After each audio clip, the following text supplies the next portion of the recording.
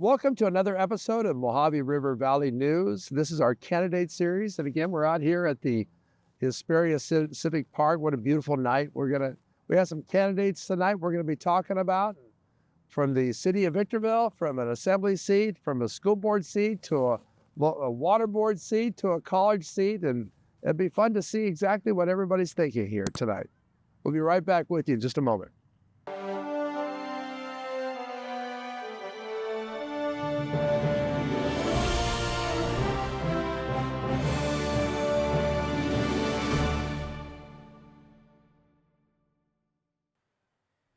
I got another video for you. I have Valentin Godina. He's running for the Victorville City Council. Be right back with you. Yeah, we're back with you. I'm Eric Swanson. I'm in here with, make sure I pronounce this right, Valentin Godina. Did I get it right? Yes. So give the folks a moment to tell a little bit who you are. Hello, my name is Valentin Godina.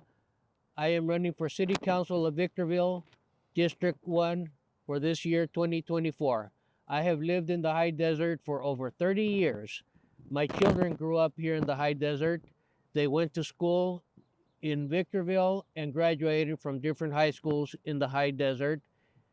After graduation, they went on to the Victorville College and then served in the United States Navy, where they got an excellent career. But because we have a lack of jobs currently, which we are working on trying to fix, they are unable to come home yet.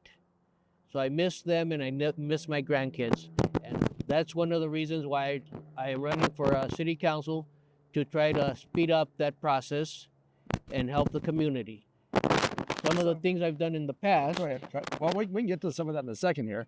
I want to talk real quick. I didn't mean to interrupt you. Okay. But some of the things I want to talk about here is for the city of Victorville, you're running for a seat. This is a multi-million-dollar organization. So we can fit some of the things you're talking about. How do you feel you fit with it?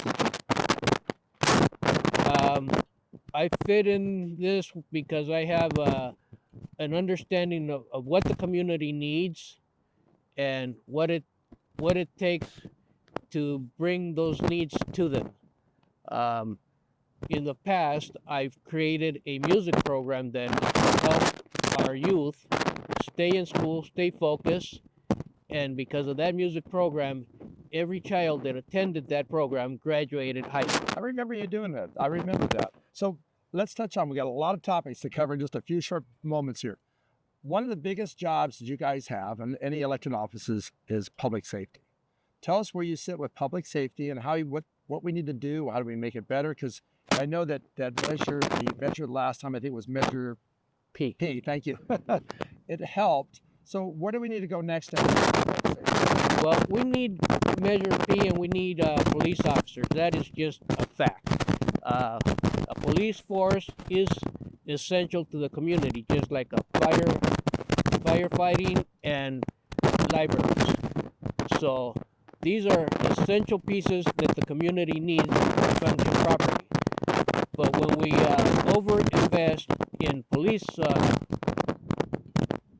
force, we have missed the root cause of what is causing crime.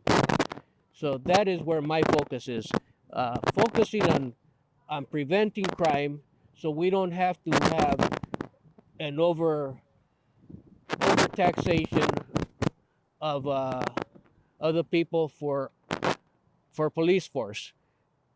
If we can prevent crime by education and more libraries and more community outreach, we can teach the public, inform the public, and an informed public is a healthy public where crime rate has been shown to reduce.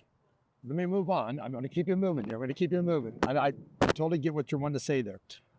But I want to make sure, because public safety also has to do with roads and traffic. Let's talk about just where do you believe the city is right on the right track, wrong track, where they need to go? Well, we're on the right track, but we're growing so fast that our revenue is not keeping up with our growth. And so we need to take a different look and a different approach on how we're addressing the needs for roads, because when I was up here 30 years ago, I could get across Bear Valley in 5 minutes. Right now, I think it'll take me a good half hour. I used to go ride my bike on Bear Valley Road back in the 60s. So I've been here for a while. No, I'm with you on that. We have so little time here. I just want to make sure we touch on a lot of different topics, because one of the biggest things for any community, and Victorville has done a fairly good job of this, is business opportunity, to try to bring in business, because that brings in sales tax dollars to fund everything you're talking about. Where do you think we are with that in Victorville? Right now, we're still struggling a little to attract the correct businesses that we need up here.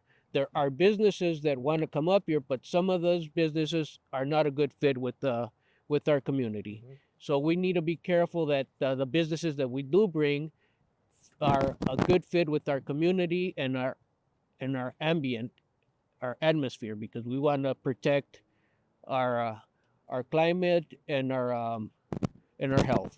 So let's go on to a whole different direction here, if we could. Here, segue completely off. I want to talk a little bit, and we only have probably about 10-15 seconds of talking about this. Housing is always a big deal up here. It's not the same deal up here as we have nationwide. What we have is people that want to come up here and enjoy our area here. And the thing is some of the housing here is causing such a huge demand that the houses are going up. What do you think where should we go with that? That I'm not going to be able to answer as accurately as I would like, because that is a whole different subject that requires more specialty from our realtors who can understand exactly what's going on. But yes, a lot of people from down the hill have been moving up here, which is what is causing more of our congestion and more need of repair. So it's a whole cycle. When you get into one question of one area, it just turns into a whole cycle that comes right back around. I'm with you. So let's talk about this, because we talk about all these things that you believe and want to do here. So the big question is, where's the money? Where do we get the money to do all this stuff here? Well, there's money out there from our legislators that has been kept away from us.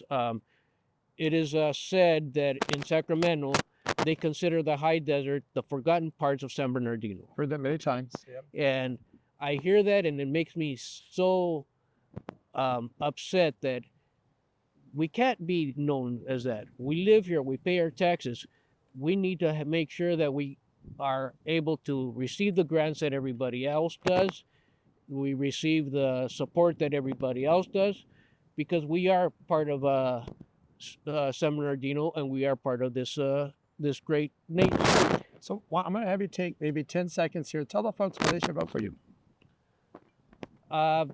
Because I have been an advocate for the betterment of Victorville and the whole high desert. I've been involved in the whole high desert, making sure that our youth have a chance to progress and to achieve the educations that they deserve and that we can provide. I created a high desert mariachi juvenil. I have advocated for a brand new library, which is now being constructed at Green Tree Golf Course. Mm-hmm.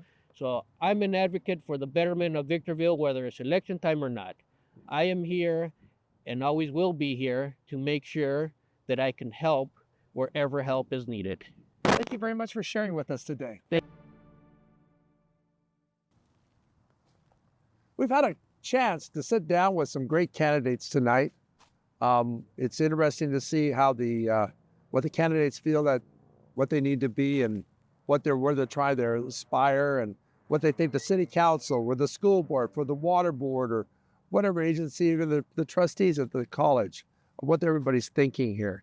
So you know what? If you haven't had a chance, please subscribe, ring the bell, and give us a thumbs up, because we want to provide more of these candidate forums, these interviews, to get them out to the public, because how in the world do you find out who these folks are nowadays? It's very, very difficult. So you know what? Stay tuned. We got more coming your way, more episodes of, no matter if it's candidates or all kinds of stuff from Mojave River Valley News.